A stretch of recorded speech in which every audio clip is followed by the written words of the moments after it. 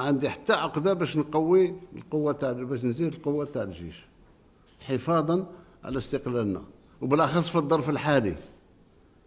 مثل ما قال سيد الفريق الاول قائد الاركان، اليوم رانا نشوف لوبسيون ميليتير، لوبسيون داتاك راه سي جينيراليزي في العالم. احنا خطينا، احنا ما نتعداش، وسبق لي وقلتها، ما نتعدى حتى على واحد، وما نحبش الحرب، لأننا نعرفوا قيمة الحرب.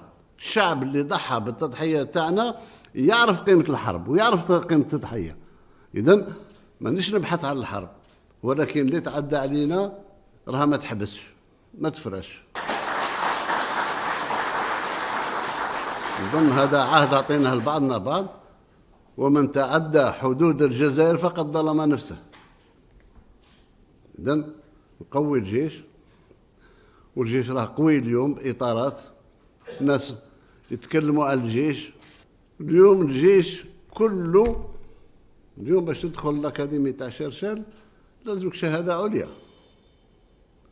مابقاش الجيش اللي كنا نتكلموا عليه في بداية الاستقلال، ولا الجيش كله إطارات، تقنيين سامين، كلهم عارف واش راه يدير، عارف وين يوصل الجزائر إلى بر الأمان.